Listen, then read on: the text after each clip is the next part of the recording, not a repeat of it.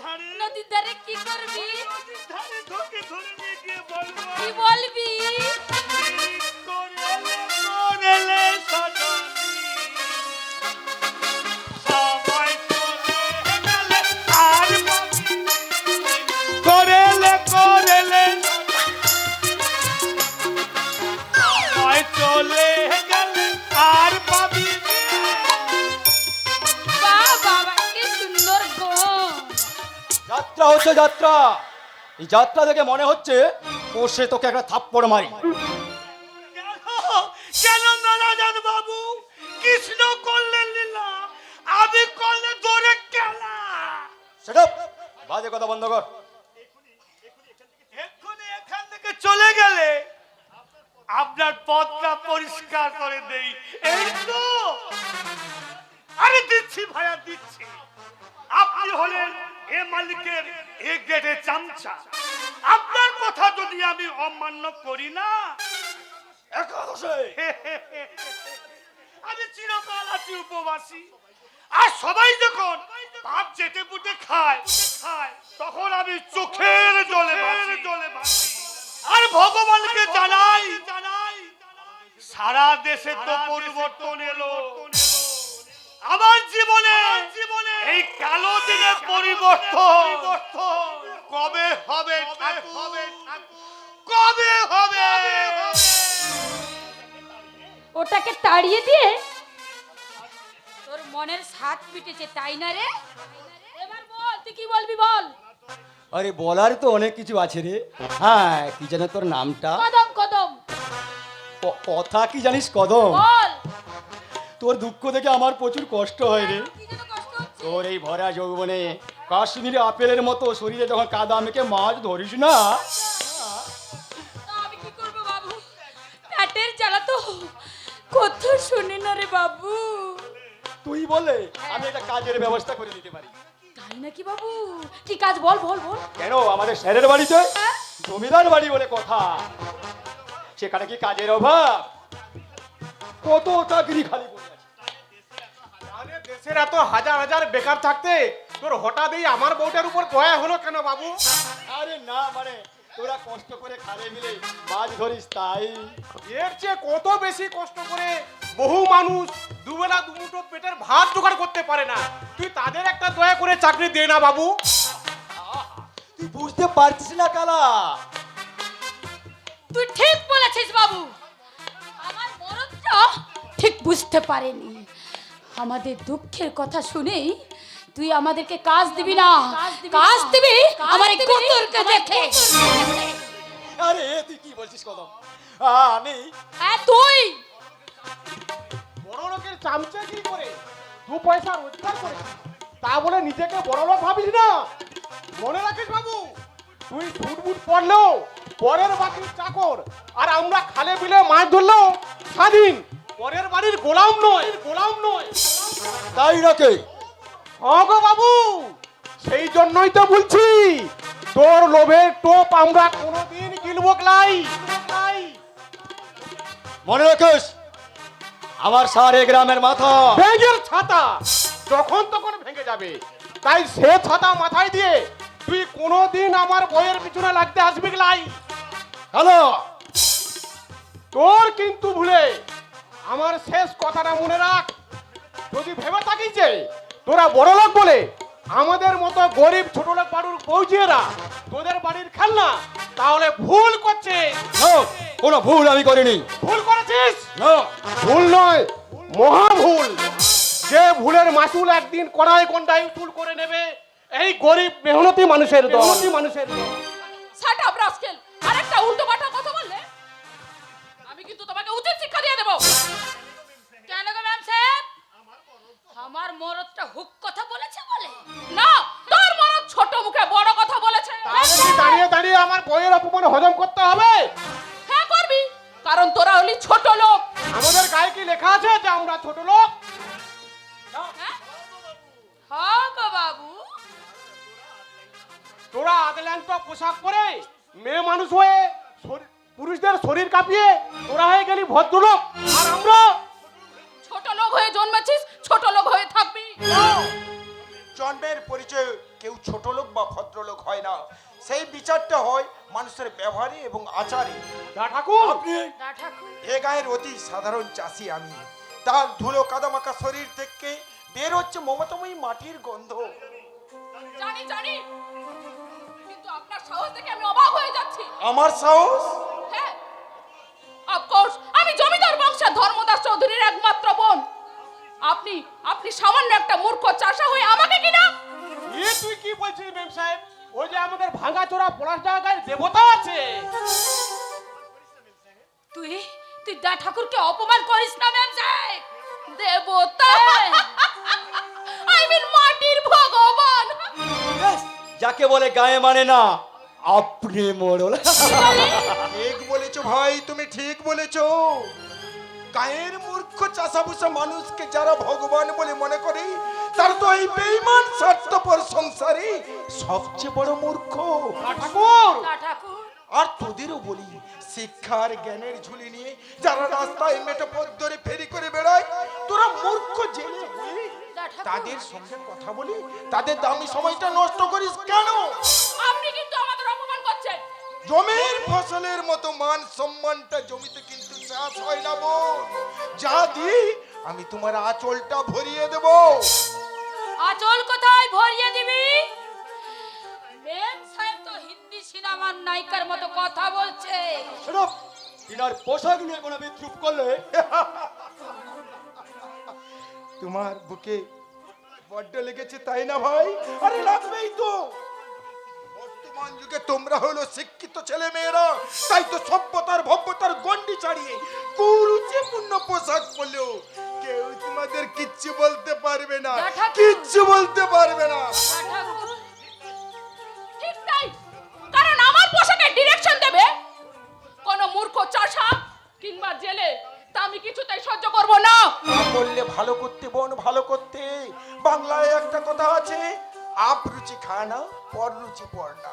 অর্থাৎ খাওয়াটা তোমার নিজের মতো স্বাধীন মতো খেতে পারো, কিন্তু এমন পোশাক তুমি পরিহিত করো না যা অপরের কাছে দৃষ্টিকটু লাগবে।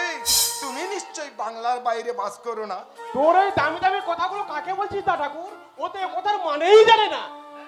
হ্যাঁ দা ঠাকুর, উলু বনে মুক্ত ছুড়ে কোনো লাভ নেই রে। না না না না না না, মেয়ে নয়, মেয়ে নয়, ওর একটা নাম আছে, সেটা হলো কদম। মন চাইলে নাম ধরে ডাকতে পারো, আর না চাইলে আসতে পারো। আসবো মানে? ওদের ওদের ভয় আমাদের চলে যেতে হবে? ওরা আমাদের এত অপমান করলো। তার জন্য আমি মাফি মাংছি বোন, তুই দয়া করে একটু চুপ কর। এ যাক শোন কালা, এই পুকুর থেকে বিয়ে বাড়ির মাছগুলো কখন ধরে দিবি? সেই মাছ ধরতেই তো আমি যাচ্ছি দা ঠাকুর। আর কদম, দা ঠাকুর, তোকে যে বলেছিলাম আজ সারাদিন আমার বাড়িতেই থাকবি, তুই যাস না কেন? আমি তো সেই লেগে আমি মাঠ থেকে বেরিয়ে তোদের বাড়ি যাচ্ছিলাম রে দা ঠাকুর। বেশ, তাহলে তোরা তোদের দায়িত্ব পালন কর, আমি চট করে একবার ঘুরে আসি। এই এই বে বাড়ি ছেড়ে তুই কোথায় যাচ্ছিস দা ঠাকুর? একবার বাগদিপাড়ায় যাবো রে কালা। নবীন সাদরার ছেলে মুন্নাটা কদিন ধরে জ্বর ছাড়ছে নাই, দেখি কি করা যায়। দা ঠাকুর, তোর নিজের বে বাড়ি ছেড়ে কদম, বিয়ে বাড়িটা হলো মিলনের উৎসব, আনন্দের ছড়াছড়ি। যেখানে একটা মানুষের জীবন মরণের সমস্যা, সেটাকে তো আমাকে আগে দেখতে হবে রে ভাই। দা ঠাকুর যা, তোরা যা, এগিয়ে যা, তারপর আমি যাচ্ছি। কিন্তু মুন্নাটা, যাক, তোরা চল, আমি যাচ্ছি। ঠিক আছে দা ঠাকুর, যাচ্ছি। এই কথা শুনেও তোরা বলবি আমাদের দা ঠাকুর দেবতালয়? তাই কি কখনো পারি? চোখের সামনে একটা জ্যান্ত ভগবান দেখার পর আমার তো চিৎকার করে বলতে উঠতে ইচ্ছে করছে, উনি মানুষ নন, সাক্ষাৎ দেবদূত, যেন স্বর্গ থেকে নেমে আসা ধরার ধুলিতে একটা মাটির ভগবান। চল কদম, চল চল। বাজে মানুষের সাথে কুকথা বলে বাজে নষ্ট করার মতো সময় আমাদের নাই। তবে যাওয়ার সময় একটা কথা বলে যাই বাবু, ভালো মানুষকে নিয়ে লোক তামাশা করে তারাই, যারা জীবনে ভালো কাজ করতে পারে না তারা কোনোদিন ভালো হতে পারে না, কোনোদিন ভালো হতে পারে না। চল কদম। এরা হচ্ছে না দুটো দুটো কটা। ঠিক বলেছিস রে কালা, তোদের মতো আমরা কোনোদিন সার্কাসের জোকার হতে পারবো না। ঠিকই বলেছো তপেন্দু, ওরা মানুষ নয়, এক একটা জঙ্গলি ভূত। গা থেকে যেন ভোটকা ভোটকা গন্ধ বেরোচ্ছে। ছি ছি ছি ছি। ঠিক, তুমি তো অমনি একজনকে বিয়ে করেছো টিনা। হ্যাঁ করেছি, আর তার কারণ তুমিও তো নিশ্চয়ই জানো। আর স্যারের মেসেজ সাকসেস হলে তুমি আমার বুকে ফিরে আসবে তো টিনা? এখন এখন কি তোমার থেকে দূরে আছি তপেন্দু? এই তো তোমার কাছে আছি, আর তোমাকে জড়িয়ে ধরে আমি বলবো, ভিজে গেছি যেতে ভালোবাসার বরসাতে। আমি তোমার বধূয়া, আমি তোমার বধূয়া। ভিজে গেছি ভালোবাসার, আমি তোমার বধূয়া,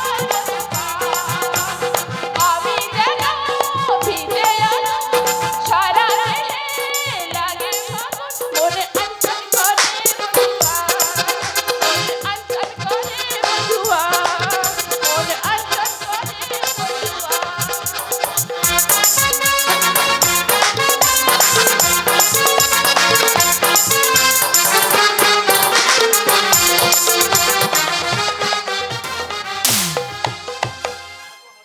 এত হাসি গান আনন্দের মাঝে তো বারবার কেন মনে হচ্ছে কোথাও যেন একটা ভুল হচ্ছে।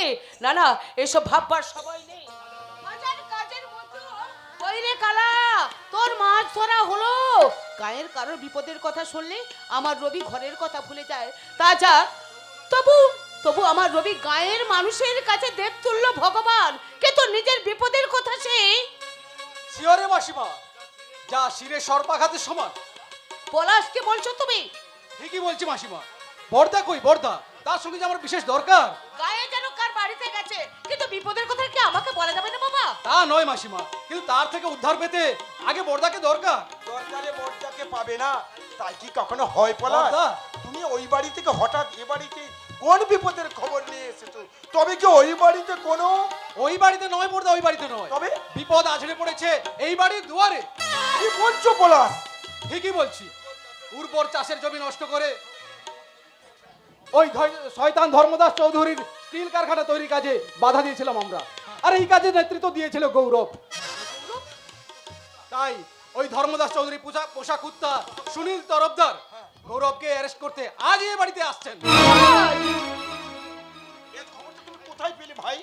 আমার একজন বিশ্বস্ত পুলিশের কাছ থেকে খবরটি পেয়ে আমি তৎক্ষণাৎ ছুটে এসেছি এই বাড়িতে। এখন কি হবে রবি, এখন কি হবে?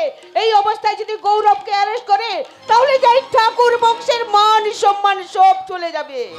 রক্ষা করতে তোমার রবি প্রাণ দেবে মা। রবি! তবু এই ঠাকুর বংশের গায়ে এতটুকু কালির আঁচল লাগাতে দেবে না মা। রবি! এতটুকু কালির আঁচল লাগাতে দেবে না। তাহলে আমরা এখন কি করবো বর্দা? তুমি এখনই ছুটে যাবে হাইকোর্টে। এই নাও টাকা। 24 ঘন্টার মধ্যে এই গায়ের সকলের অগ্রিম জামিন নিয়ে এই গ্রামের মাটিতে তুমি পা রাখবে। বলো পলাশ, তুমি পারবে তো? শুধু পারবো নয় বর্দা, আমাকে যে পারতেই হবে। আমি যে আমার ভগবানের আদেশ পেয়েছি।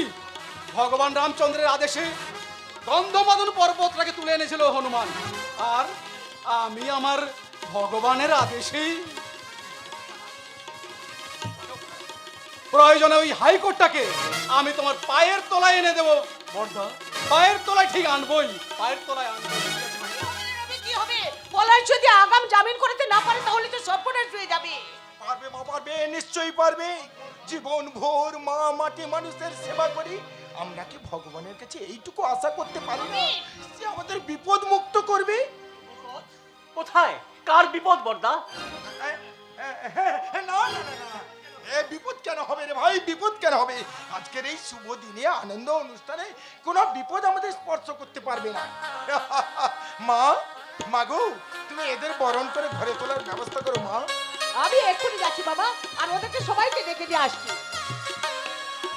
বর্দা, তুমি কি আমাদের কাছে কোনো কথা গোপন করতে চাইছো? হ্যাঁ, নারী পাগল না, এমন কি কথা আছে যা আমি তোর কাছে গোপন করবো? অনেক কথাই থাকতে বলে রবিনন্দন বাবু, তা আপনি আমার ভাইয়ের কাছে গোপন করছেন। এ কি পুলিশ? কি ব্যাপার? সময় আর জোয়ার কারোর জন্য অপেক্ষা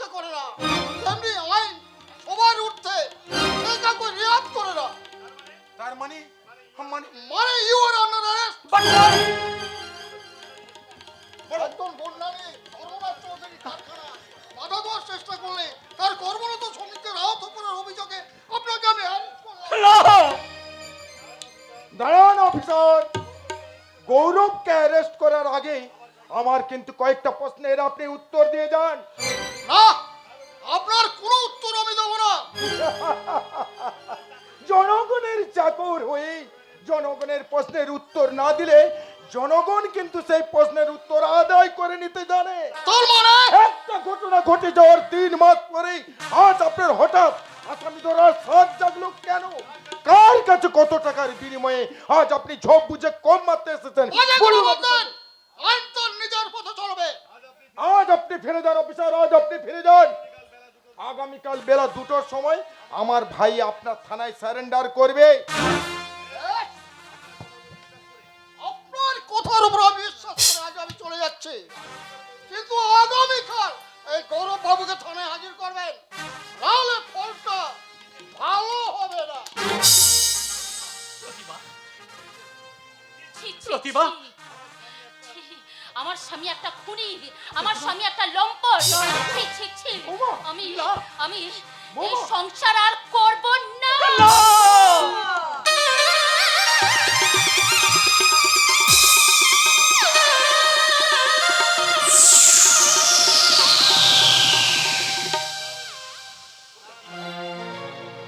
গোধূলির সব রং কেন মুছে গেল,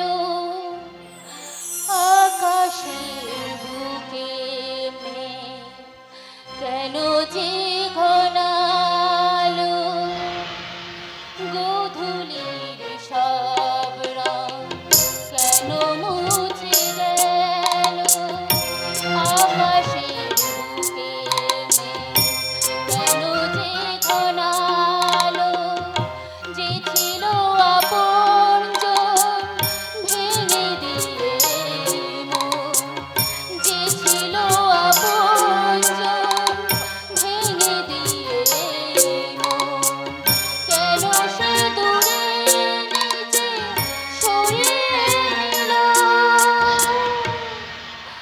গোধূলির সব রং কেন মুছে গেল, আকাশের বুকে মেঘ কেন যে ঘনালো। না না না না, সুকুনিদ্রায় বাসর সজ্জায় বাসর কাটানোর সুকুন মুহূর্তগুলো আমার জীবন থেকে হারিয়ে গেছে। আমি শুধু বেঁচে আছি আমার প্রতিশোধের নেশায়। প্রয়োজন হলে আমার ওই দেবতুল্য স্বামীর বুকে চরম আঘাত এনে এই সংসারটাকে আমি তছনছ করে এখান থেকে বেরিয়ে যাব। খবরদার, খবরদার আমার গায়ে একদম স্পর্শ করবে না বলে দিচ্ছি। কি বলছো তুমি? হ্যাঁ, আমি ঠিকই বলছি, কারণ তোমাকে আমার একদম সহ্য হচ্ছে না।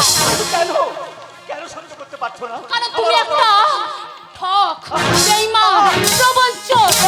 আমি বুঝতে পারছি না প্রতিমা, আমার সম্বন্ধে তোমার এরকম ধারণা হলো কেন? কারণ তুমি হাজার দুষ্টে দুষ্ট এই ঠাকুর বংশের ছেলে হয়ে আমাকে বিয়ে করার স্পর্ধা দেখিয়েছো তাই। কিন্তু আমি আমার জীবনের ভগবান বর্তার কথার মর্যাদা রাখতে আর তোমাকে লোক লজ্জার হাত থেকে বাঁচাতে বিয়ে করে ধন্য করেছো তাই না? কিন্তু কে কে চেয়েছিল তোমার এই বদান্যতা? তার জীবনে আমি যদি সারা জীবন অবিবাহিতা থাকতাম, তাহলে সেদিন তুমি বর্দার সামনে তোমার অমতের কথা জানালে না কেন? কেন সেদিন নীরব সম্মতি জানিয়ে তুমি আমাকে এই বিয়েটা করতে বাধ্য করলে? সেই দিন আমি বলতে পারিনি বলে তুমি কি ভাবলে তোমার মতো একটা বাঁদরের গলায় আমার মুক্তোর মালা হয়ে ঝুলতে হবে? তোমার অক্ষমতার দায় আমার উপর চাপিয়ে আজ তুমি মনের সুখে আমায় অপমান করছো। তোমার সব অপমান আমি নীরবে মাথা পেতে নিচ্ছি। কেন কেন তুমি সব নীরবে মেনে নেবে কাপুরুষ? কারণ আমি যে আমার জীবনের ভগবান বর্তার নির্দেশ পালন করেছি, তাই শুধু অপমান নয়, তার জন্য তুমি তোমার পায়ের জুতো জোড়া খুলে আমার গালে এমনি করে মারো মারো মারো। তাই নাকি? হ্যাঁ হ্যাঁ প্রতিমা, বিয়েটা মেলায় খেলনা কেনা নয় যে অপছন্দ হলে তুমি তাকে বদলে নেবে।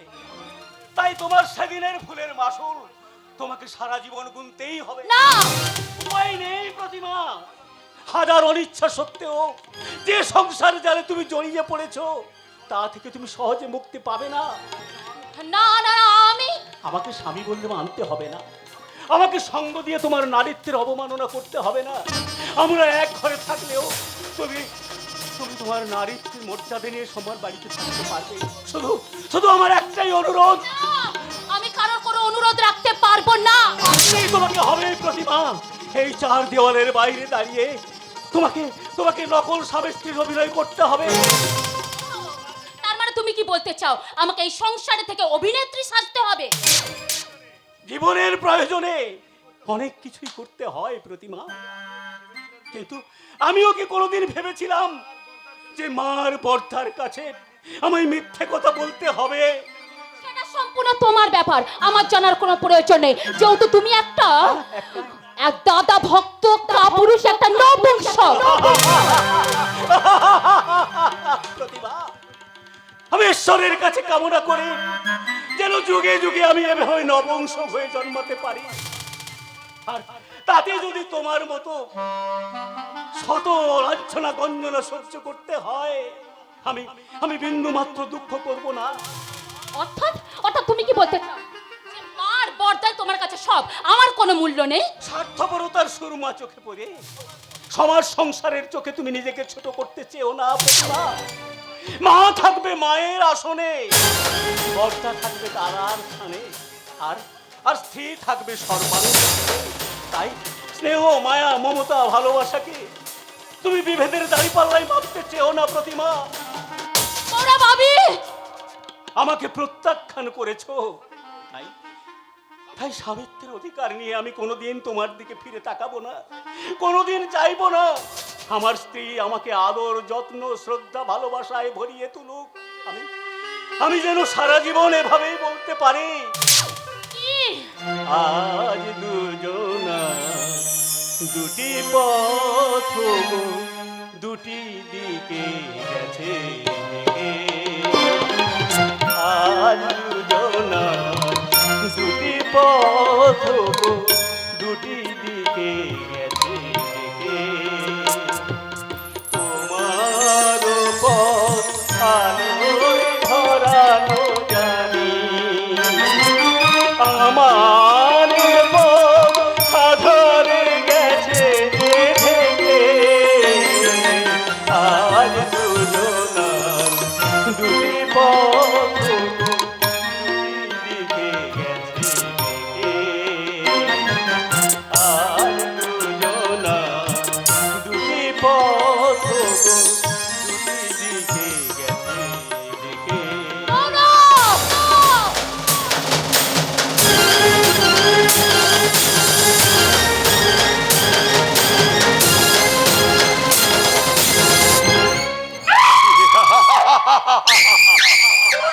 আমি ধর্মদাস চৌধুরী, প্রয়োজনে মানুষের পায়ে ধরে, আবার প্রয়োজন ফুরিয়ে গেলে তাকে গামছা পরিয়ে গামলায় চড়িয়ে গঙ্গা পার করে।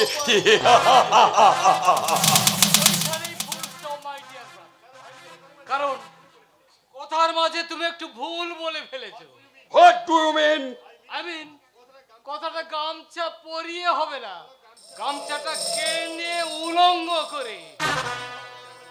দেবদাস, তুই হঠাৎ বাগান বাড়ি ছেড়ে এখানে চলে এলি কেন?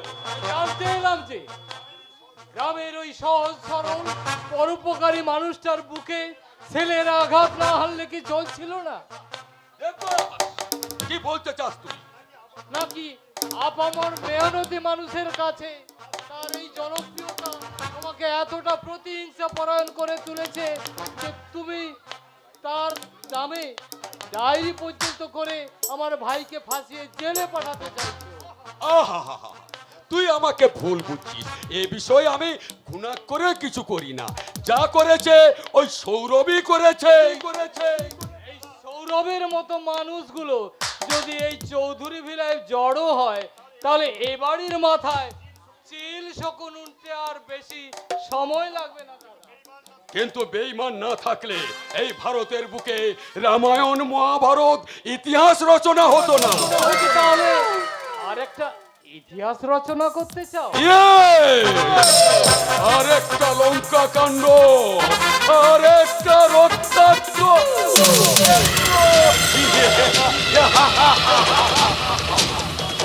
এই লঙ্কা কাণ্ড আর কুরুক্ষেত্র সৃষ্টিকারীদের শেষ পরিণতি কোনোদিন ভালো হয়নি দাদা।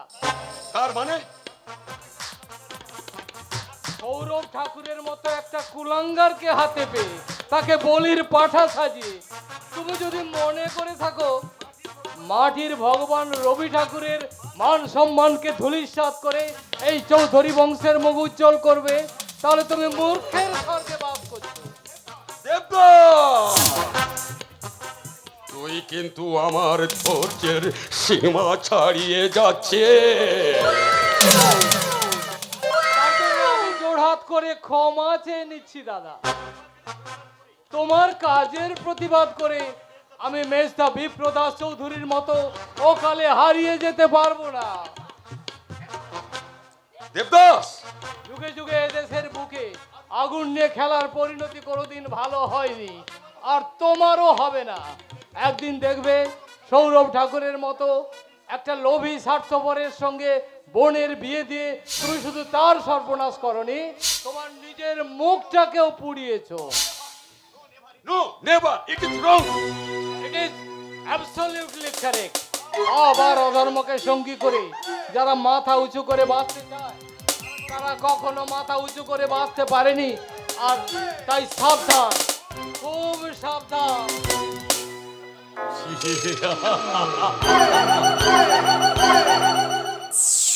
আমি ধর্মদাস চৌধুরী, প্রয়োজনে মানুষের পায়ে ধরি, আবার প্রয়োজন ফুরিয়ে গেলে তার পিছনে আমি তিনটে লাথি মারি।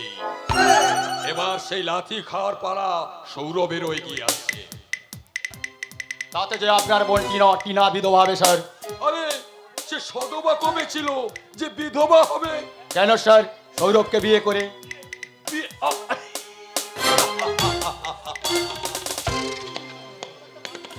সৌরভ একটা মানুষ নাকি তার সঙ্গে আমি টিনার বিয়ে দেব? কিন্তু স্যার সৌরভ তো টিনাকে বিয়ে করে চৌধুরী বিলা রাজ্য তো চালাচ্ছে, এমনকি আপনিও তার কথা মতো। কাজ বেশি বড় হলে কি হয় তপেন্দ্র? আর পিপিলিকা কাগজ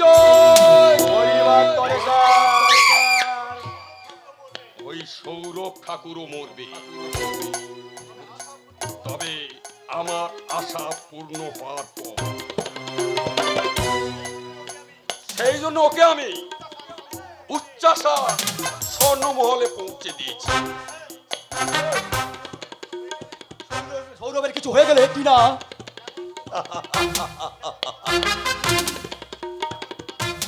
যেমন তোমার ছিল ঠিক তেমনি থাকবে।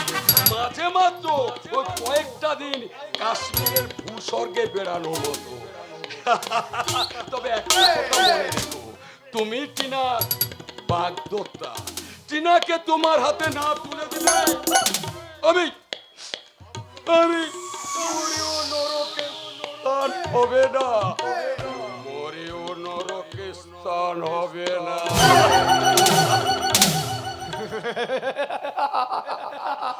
নরকে আমি তোমায় পাঠাবো মিস্টার ধর্মদাস চৌধুরী।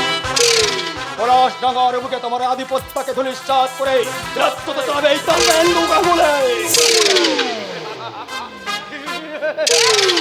ব্যাস ওই পর্যন্তই থাক। আর বেশি এগোনোর চেষ্টা করলে লোকে পাগল ভেবে পাগলাগারোতে ভর্তি করে দেবে। আমি তোমার প্রেমে পাগল তো ডার্লিং।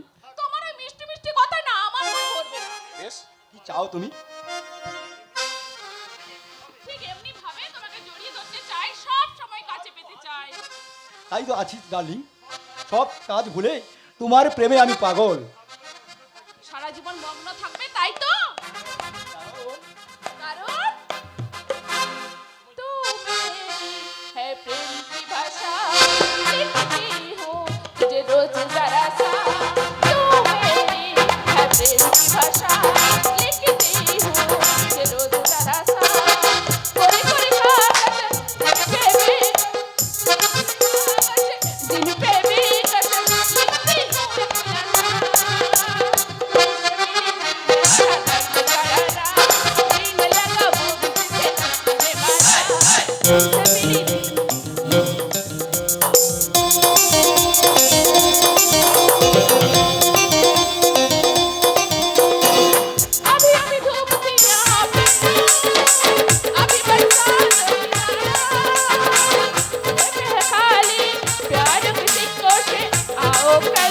गुजारा।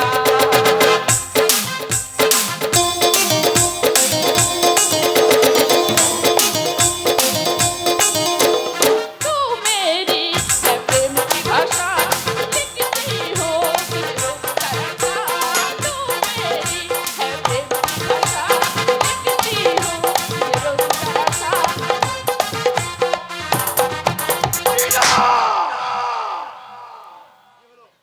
কি হলো? অমন গর্ধবের মতো চেঁচাচ্ছ কেন? আমি তো এখানেই আছি, বলো কি বলবে? আমি নিজের চোখে দেখতে পাচ্ছি না। একটা পর পুরুষের সঙ্গে বেলপনা করতে তোমার লজ্জা করে না? স্বামী, আগে ভেবে দেখি তুমি আমার স্বামী হওয়ার যোগ্য কিনা, তবেই তো লজ্জা পাবো। নিজে নিজে একটা অন্য মেয়ের সাথে ভালোবাসা করে একটা মেয়ের সর্বনাশ করেছো, তারপরে জোর গলায় স্বামীত্বের অধিকার ফলার কোন সাহসে? সাহস দেখে আমি অবাক হয়ে যাচ্ছি কি না? সৌরভ বাবু, আমি বলছিলাম কি, Shut up, rascal! আমি চাই না আমার স্বামী স্ত্রীর কথার মাঝখানে কোনো থার্ড পার্সন ব্যক্তি থাকুক। ওকে মিস্টার ঠাকুর, আগামী দিন প্রমাণ হয়ে যাবে কে থার্ড পার্সন আর কে ফার্স্ট পার্সন, কে থাকবে ঘরের বাইরে, কে থাকবে ঘরের ভেতরে। বাই কিনা জানোয়ার একটা। আর ওইসব জানোয়ারগুলোদেরকে মাথায় তুলে মাথায় তুলেছি, যেমন মাথায় তুলেছি তোমার মতো একটা অপদার্থকে। তুমি কিন্তু আমাকে ভীষণ ভাবে অপমান করছো। শুনে খুশি হলাম, এতদিনে তাহলে বুঝতে পেরেছো, তবে বড্ড দেরি হয়ে গেছে, কারণ এদেশের সমস্ত ঘর জামাইকে এমন অপমান সহ্য করতে হয়। কি বললে? ঘর জামাই? তবে নয় তো কি, তুমি কি নিজেকে এ বাড়ির মালিক মনে করো? তা হয়তো আমি করিনি টিনা, কিন্তু এই ঘর জামাই সৌরভ ছিল বলে ধীরে ধীরে তোমার এই চৌধুরী বাড়িটা আপন মর্যাদাগুলো ফিরে পাচ্ছে। আপনজনদের পায়ে ঠেলে পরের বোঝা মাথায় তুলে নিয়ে মুটাগিরি করে কখনো নিজেকে মহৎ প্রমাণ করা যায় না সৌরভ। টিনা, আমি তো তোমাকে ভালোবেসে। ভালোবাসা? না না না না, তোমার ওই মিথ্যে ভালোবাসায় আর যেই বলুক এই টিনা চৌধুরী কিছুতেই বলবে না। টিনা, তুমি কিন্তু আমার বারে বারে ধৈর্যের পরীক্ষাটা নিচ্ছ। না, আমি ভেবে দেখছি তুমি একটা প্রকৃত পুরুষ কিনা।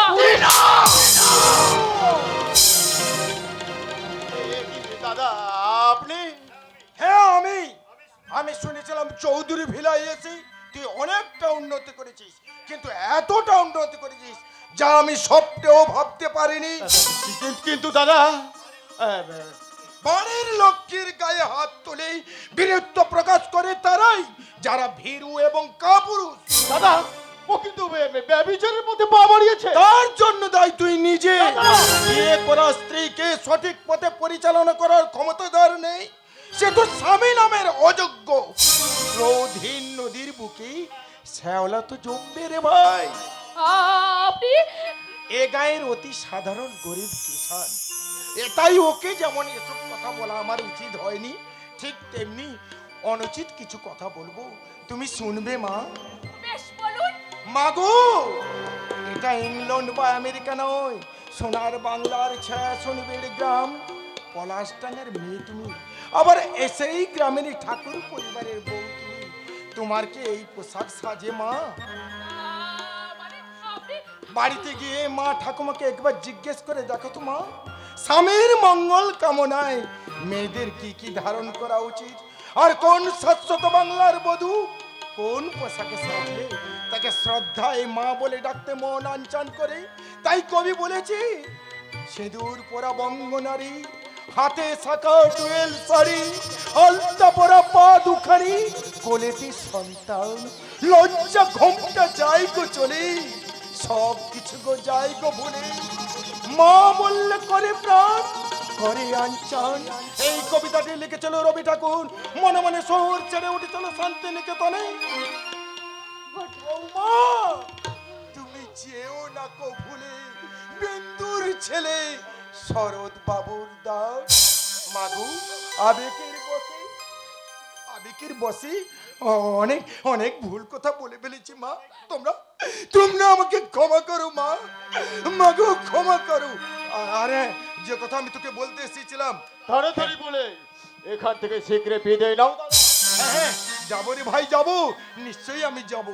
আচ্ছা সৌরভ, তুই তো জানিস তোদের উপর কোনো আঘাত হয়নি আমি যে সহ্য করতে পারি না রে ভাই।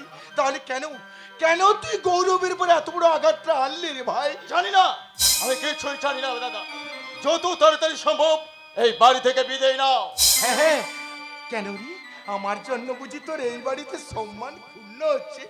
বেশ বেশ ভাই বেশ, আমার জন্য যদি তোর সম্মান ক্ষুণ্ণ হয় তাহলে আমি আমি চলে যাচ্ছি রে ভাই, আমি চলে যাচ্ছি। শুধু যাওয়ার সময় আমি তোকে বলে যাচ্ছি, গৌরবের জন্য আমি তোর হাতে ধরে ক্ষমা চাইছি রে ভাই, আমাকে ক্ষমা করে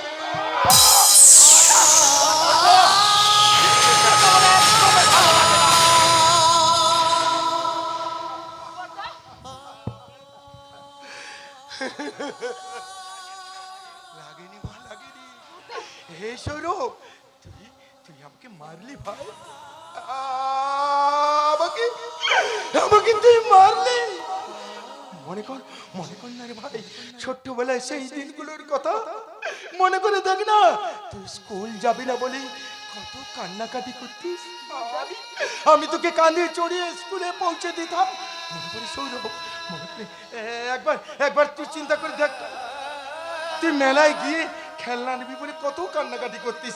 আমার হাজার অসুবিধা থাকা সত্ত্বেও আমি তোকে খেলনা কিনে দিতাম। বাবা মরে যাওয়ার পর থেকে একটা দিনের জন্য আমি তোকে তোর অভাব, বাবার অভাব আমি বুঝতে দিইনি রে ভাই। নিজে না কে আমি আমি তোর বুকে তুলে দিয়েছি রে খাবার খাবার। ওরে ভাই সৌরভ, তোদের দুই ভাইয়ের সুখের কথা চিন্তা করতে গিয়ে আমি আমি সংসারটা পর্যন্ত করলাম না। আজ তুই আমাকে মারলি ভাই, আজ তুই আমাকে মারলি। মাননীয় দর্শক বৃন্দ, আমি নাটকের রবিরঞ্জন ঠাকুর থেকে বেরিয়ে এসে আপনাদের সামনে সামান্য কয়েকটা কথা তুলে ধরতে চাই। এই সমাজ সংসারে বড় ভাই মানে পিতৃতুল্য, তাই ছোট ছোট ভাই বোনদের বলছি, আপনারা এই নাটক দেখে বড় ভাইদের অসম্মান করবেন না। ঠিক তেমনি বড় ভাইদেরও অনেক দায়িত্ব কর্তব্য থাকে। ছোট ছোট ভাই বোনেরা যদি কোনো ভুল ত্রুটি করে থাকে তাদেরকে একটু ক্ষমার চোখেও দেখা উচিত, মানিয়ে নিয়ে চলার করা উচিত, তবেই তো সংসারের মঙ্গল হবে। এবার আমি ঠিক নাটকে পুনরায় রবিরঞ্জন ঠাকুরে আমি প্রবেশ করলাম।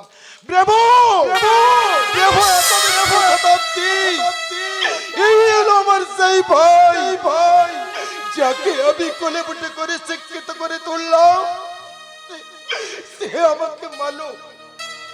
মার ভাই মার, আমাকে মার।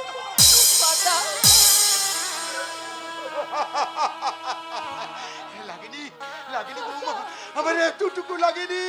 ও তো ইয়ার কি করে মেরেছে, ও তো ইয়ার কি করে মেরেছে। আপনাকে মাথা থেকে রক্ত বেরোচ্ছে।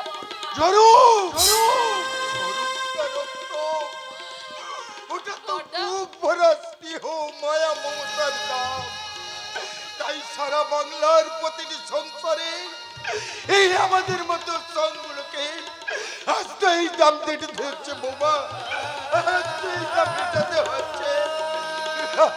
বড়দা, বড়দা, বড়দা।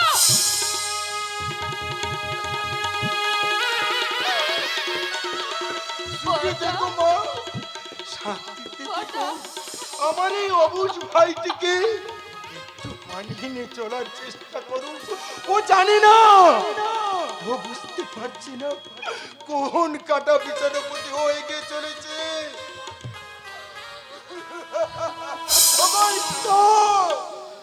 তুমি তুমি ওকে পথ দেখাও ঠাকুর। বড়দা, বড়দা, বড়দা।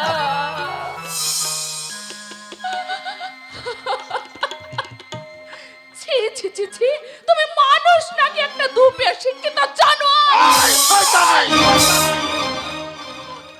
আমার চলার পথে কোনো বাধা সৃষ্টি করলে আমিও তোকে ছাড়বো না। Be careful.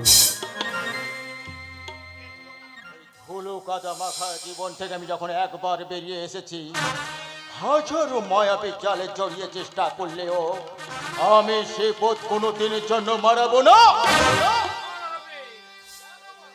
মানুষ যখন জানোয়ারে পরিণত হয় তখন তার লোকালয়ের চেয়ে এই জঙ্গলটাই বেশি ভালো লাগে। ছোটদা, আপনি কিন্তু আমাকে ভীষণ ভাবে অপমান করছেন। এর চেয়ে বেশি অপমান করতে পারলে আমি কিন্তু বেশি খুশি হতাম। তার মানে বলতে চাও কি তুমি? আমি ভেবেছিলাম তুমি সাময়িক লোভের বশবর্তী হয়ে এই চৌধুরী ভিলায় প্রবেশ করলেও একদিন পবিত্র ঠাকুর বংশের রক্ত তোমার শরীরে ভেসে উঠবেই। উঠেছে উঠেছে ছোটদা, উঠেছে। উঠেছে? তা আমি শীঘ্রই প্রমাণ করে দেব। কিভাবে? এই আমার অংশের সমস্ত জমি জায়গা, পুকুর, ভিটে বাড়ি আমি বিক্রি করে এই ঠাকুর বংশকে আমি উচিত শিক্ষা দেব। আর উচিত শিক্ষা দিয়ে বলবো, এই সৌরভ গাঙ্গুলির মত আর চলার পথ ভিন্ন নয়, ভিন্ন নয়। ছি, না ছি। এই জানোয়ারটাকে স্বামী ভাবতে তো লজ্জা করে না? আগে না করলে এখন করে রে ছোটদা, ওই জানোয়ারটাকে দিবস কর। বাহ, তারপর আমি তপেন্দুর সঙ্গে তোর বিয়ে দেব। বাহ দাদা বাহ। তাহলে বোনটা তোমার স্বার্থের দাবা খেলার দান, একবার এ ঘর আর একবার ও ঘর। তার মানে কি বলতে চাস তুই? নিজের বোনকে তোমার স্বার্থের যুপকাষ্টে বলি দিয়ে কচোটে কাটবে তুমি বোনকে? না না না না না, তুই আমাকে ভুল বুঝছিস। কিনা তপেন্দুকে ভালোবাসে, তাই না, আমার সব ভালোবাসা আমি বিসর্জন দিলাম দাদা। আজ থেকে আমি জানবো আমার কেউ নেই, কিচ্ছু নেই, কিচ্ছু নেই পৃথিবীতে। আমি একা, শুধু একা। না, তাহলে তোর মহাপাপের প্রায়শ্চিত্ত করবি কি করে? আমার মহাপাপ? নিশ্চয়ই চোখের সামনে নিজের জানোয়ার স্বামীর হাতে দেবতা ভাসুরের লাঞ্ছনা, কপাল ফেটে রক্ত ঝরাটা তুই ভুলে যেতে চাস? নিজের শ্রদ্ধা ভক্তির পুষ্পাঞ্জলি দিয়ে দেবতার মনের ক্ষত সারিয়ে তুই তোর মহাপাপের প্রায়শ্চিত্ত করবি কবে? যাবো রে ছোটদা, যাবো। দেবতার মন্দিরে আমি ভিখারিনী হয়ে যাবো ছোটদা, যাবো। আমি তোকে কোথাও যেতে দেব না। আমি তোকে গুপ্ত ঘরে রাখবো লুকিয়ে। আমার নাম ধর্মদাস, সবাই আমার কৃতদাস। বাবা বলে ভগবান, ভাই বলে শয়তান, আর আমি তোদের কাছে মৃত্যুবান। তোকে আমি লুকিয়ে রাখবো আমার গুপ্ত ঘরে। ও যাবে দেবতার মন্দির ওই রবি রঞ্জনের ঘরে।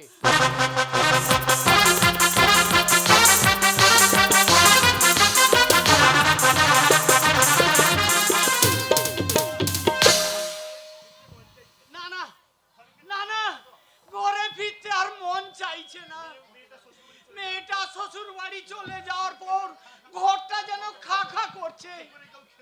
দুপুরে কেউ খেতে ডাকে না, রাত্রে কেউ বলে না বাবা রাত হয়েছে ঘুমিয়ে পড়ো। জানি না মেয়েটা কি করছে, এখন কেমন আছে। তোমার পিন্ডি চটকাচ্ছে শালা বজ্জাত বুড়ো। বলি তাড়াতাড়ি এত বড় মেয়েটাকে বিয়ে না দিলে বুঝি চলছিল না? এ তুই কি বলছিস বাবা? সমস্ত মেয়ে কি ঘরে রাখা যায়? কেন রাখা যায় না? আরো কিছুদিন গায়ের পথে ঘুরে বেড়ালে কি এমন মহাভারত অশুদ্ধ হয়ে যেত বুঝি? তার মানে তাতে তোর কি লাভ হতো? না না, আমার আর কি লাভ। তবে দু নয়ন ভরে তার যৌবন ভরা শরীরটা দেখতুম। আর থামলি কেন? বল, বলে যা। চেষ্টা করে দেখতুম আমাদের বাবুর প্রসাদ যদি একটু পাওয়া যায়। খোকন, আর একটা কথা বললে তোর আমি জিভটা ছিঁড়ে নেব। তাতেই কি তোমার এটো মেয়েটা সতী সাবিত্রী হয়ে যাবে, নাকি একটা ভালো ছেলের গলায় ঝুলিয়ে দিয়েছো বলে? তবে রে জানোয়ার, আজ তোকে আমি শেষ করে ফেলবো।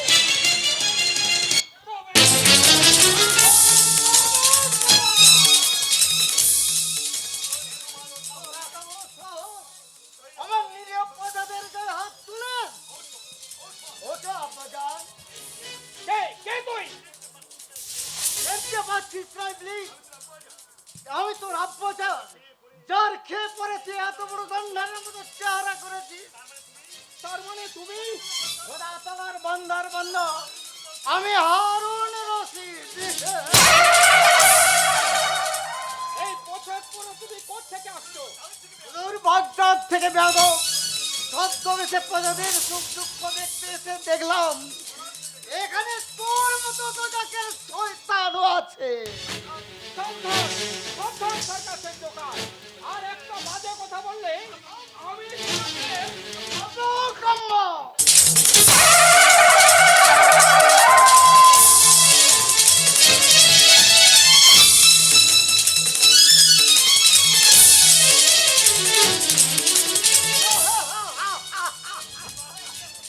এবার যদি তোকে আমি তোরাকে পাঠিয়ে দেই তোর কোন বাপ বাঁচাবে?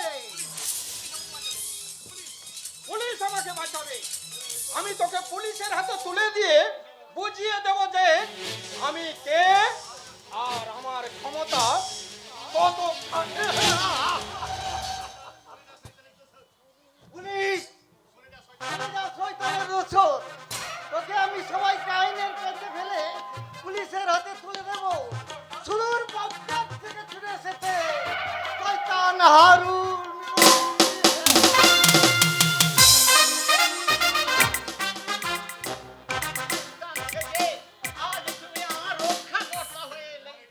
মনে করুন না আমি আপনার এক সন্তান। কিন্তু বাবা, মৌচাকে ঢিল মেরে তুমি নিজে বাঁচতে পারবে তো? বাঁচতে নয় কাকা বাবু, বাঁচতে নয়। আমি এসেছি আপনাদের বাঁচাতে। তাই জলে স্থলে অন্তরিক্ষে যেখানেই বিপদে পড়বে মনে মনে তুমি স্মরণ করবে, জানবে সকল সময় আপনার পাশে আছে এই বাগদাদের সুলতান হারুন রশিদ।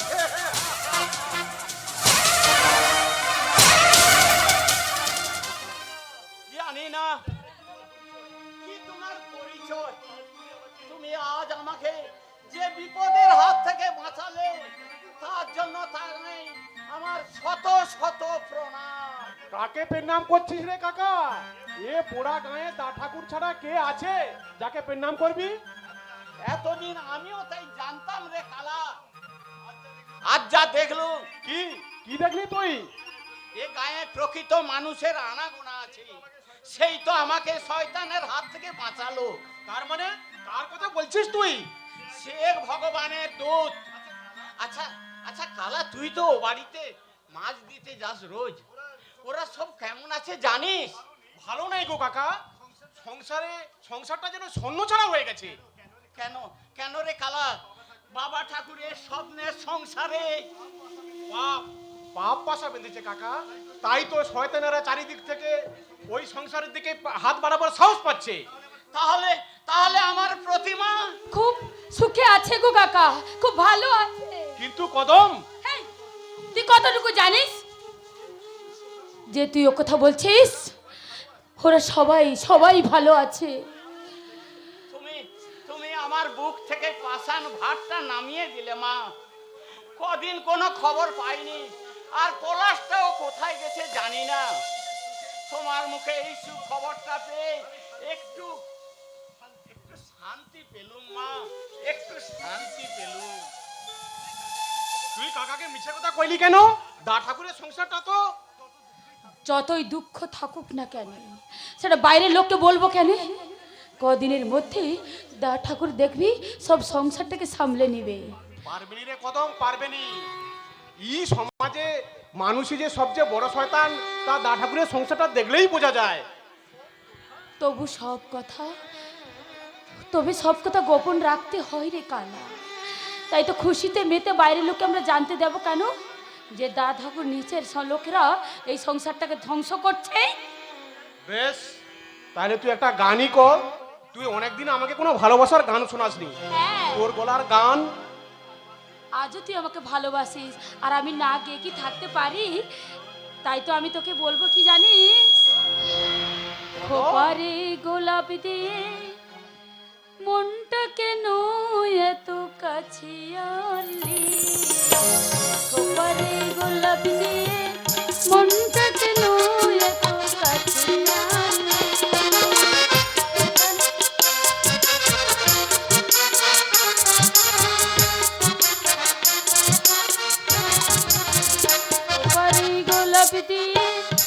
মনটা কেন এত কাছে জানি ওপারে গোলাপ দিয়ে মনটা কেন এত কাছে আনলি যেখানে শুধুই আলো যেখানে শুধুই ভালো আমি যে মন্দ করি সবিতা লিখো না আমায় নিয়ে কবিতা যেখানে শুধুই আলো যেখানে শুধুই ভালো আমি যে মন্দ করি সবিতা লিখো না আমায় নিয়ে কবিতা স্বপ্নের হাতছানি নাই গয়া আমায় ডাকলি পারবে কি বাঁচতে ভালো আমাকে জানলে আমাকে কেমন করে জানলে খোপারে গোলাপ দিয়ে মনটা কেন এত কাছে আনলে একই ছোট ঠাকুর তুই দেখছিলাম দেখছিলি একটা একটা সুখী জীবনের চিত্র ছোট যা ঠাকুর ধীরে ধীরে গ্রাম বাংলার বুক থেকে হারিয়ে যেতে বসেছে। ছোট ঠাকুর কেন কেন এমন হয় বলতে পারো বৌদি? সংসারে সবকিছু মজুদ থেকেও কেন এই সংসারে পায় না স্নেহ প্রেম ভালোবাসার বন্ধন? জমিতে সঠিক পরিমাণে সার জল বীজ দেওয়া সত্ত্বেও কেন কেন চাষিরা পায় না চোখ জুড়ানো মন ভরানো সোনার ফসল? তোর এত ভালো ভালো কথা জবাব আমি কেমন করে দিই রে ছোট ঠাকুর কদম? কথা তো আমরা কিছু বুঝতে পারছি না ছোট ঠাকুর। ছায়া সুনিবিড় শান্তির নীড় গায়ের সহজ সরল মানুষ তোমরা, তাই কুটিল সংসারের জটিল জিজ্ঞাসার উত্তর তোমাদের তো জানার কথা নয়। তাহলে আমরা এখন যাই গো ঠাকুর হ্যাঁ। তোর কথার জবাব তোর কথার দুঃখ তা আমার বোঝার কোনো সাধ্যি নেই রে কদম, আয় আয় কালা আয় কালা ভাই, ওদের মধ্যে কিছু একটা হয়েছে আমি সেটা বুঝতে পেরেছি, কিন্তু তার লাগে আমি তো কিছু করতে পারবো নাই। তবে দা ঠাকুরকে বলিস আমি দুপুরে তোদের বাড়ি যাব। এখন এখন আসছি আমি ছোট ঠাকুর, এখন আসছি। গ্রাম বাংলার কত সহজ সরল মানুষ এরা, এদের অকৃত্রিম ভালোবাসা হতাশাগ্রস্ত মানুষকে নবজীবন দান করে, অথচ অথচ কিনুমাল মানুষের মুখে এত বিষ কেন? কেন সেই বিষ সবার সংসার তথা মানুষকে ধ্বংস করে? তোমার এই প্রশ্নগুলো কাকে করছো গৌরব? নিজেকে না ভগবানকে? তার মানে মানে নিজে ছাড়া এখানে তো আর কাউকে দেখছি না। কেন থাকবে না? তাহলে কি বুঝবো মনুষ্য সমাজ লুপ্ত প্রায় প্রাণীর মতো হারিয়ে যাচ্ছে? সোনার বাংলার গ্রাম কেন্দ্রিক ভালোবাসা ক্রমে ক্রমে আফ্রিকার জনমানব শূন্য জঙ্গলে পরিণত হচ্ছে। হয়তো তাই, কিন্তু তার আগে বলতো গৌরব, তোমার সঙ্গে প্রতিমার সম্পর্কটা? সেটাও তোমায় বুঝিয়ে বলতে হবে? আমি নিশ্চয়ই প্রতিমাকে গোপনে বিয়ে করিনি, যেহেতু বিয়েটা তোমরাই দিয়েছো। হ্যাঁ দিয়েছি, কিন্তু বিয়ের মর্যাদাটা কতখানি রয়েছে সেটাই তোমার কাছ থেকে জানতে চাইছি গৌরব। ঠাকুর বাড়ির ছেলে কিংবা মেয়ের বিয়েটা ছেলে খেলা নয় পলাশ, তাই সে বাড়িতে যখন বোনের বিয়ে দিয়েছো তখন তুমি নিশ্চিন্তে থাকতে পারো যে তোমার বোন। বোনের কথা আমি বলছি না, আমি বলছি তোমার কথা। আমার কথা? কেন, কি হয়েছে আমার? হাসি দিয়ে কান্না ঢাকতে চেয়েও না গৌরব। আমি শুনেছি অমূলক কোনো কথা শুনে মনকে ভারাক্রান্ত করো না পলাশ। চক্ষুকর্ণের বিবাদ ভঞ্জন করে শুধু বিশ্বাস রাখো, রবিরঞ্জন ঠাকুরের সংসার মন্দির আজও দেবালয়ই আছে, কোনো বিভেদের দানব সেখানে প্রবেশ করতে পারেনি। যুক্তি তক্ক খাড়া করে আমাকে বুঝিয়ে দিলে গৌরব। নিজের বুকে তুমি হাত রেখে বলো তো পলাশ, তোমার ওই যুক্তিটা কতখানি সত্য আর কতখানি তোমার ওই মর্মভেদী হাহাকার? সমস্ত হাহাকার বুকে চেপে রেখে মানুষের মঙ্গল কামনার জন্য ও গৌরব বাবু রবিচন্দ্র ঠাকুরের উপযুক্ত ভাই। আপনি যাচ্ছিলাম এই পথে, দূর থেকে দেখে ভাবলাম যাই, জনমানব শূন্য মেঠো পথ, তাই আপনাদের কাছে আমি ক্ষমাটা চেয়ে। কেন? আপনি ধারার সর্বময় কর্তা হয়ে নতুন এসেছি তো, তাই সোনার রংটা পথেরটা আমি বুঝতে পারিনি। অফিসার, তাহলে আজ হঠাৎ বুঝতে পারলেন কি করে? গায়ের মেঠো পথ, মন ভুলানো কিষানের গান, ক্ষেত ভরা মাঠের সোনালী ফসল। তাহলে কি এবার থানার দায়িত্ব ছেড়ে লাগল হাতে মাঠে নামবে? না না না না, যাদের কাজ তারাই করবে। আমার দায়িত্ব তাদের রক্ষা করা। কেমন করে লুটেরা মা লক্ষ্মীকে হরণ করে নিয়ে যায়। আপনার শুভ বুদ্ধির উদয়ের জন্য আপনাকে অসংখ্য ধন্যবাদ। আমাকে ধন্যবাদ দেবেন না, যার ধন্যবাদ দেন তাকে যাদের কৃতিত্ব কাহিনী শুনে সেই পরোপকারী মানুষের আদর্শবান। আমি নিজেকে রাঙিয়ে দিয়ে আমি থানার অফিসার থেকে বাংলার কিষানের প্রেমে পুরে কে তিনি? সেই বাংলা মায়ের মাকে মাখানো ছেলে, পলাশ ডাঙ্গার মাটির ভগবান, সেই রবীন্দ্রনাথ ঠাকুর, যাকে নিয়ে এই গায়ের কিষানে গান।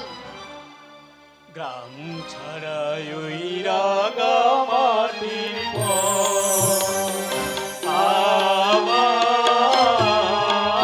আমার মন ভুলায় রে। গ্রাম ছাড়া ওই রাগা মাটির আমার মন ভুলায় রে। ওরে কার পানে মন হার বাড়িয়ে, ওরে কার পানে মন হার বাড়িয়ে লুটিয়ে যায় ভুলায় রে, আমার মন ভুলায় রে। গ্রাম ছাড়া ওই রাগা মাটির আমার মন ভোলায় রে। ছাড়া ওই রাগা মাটির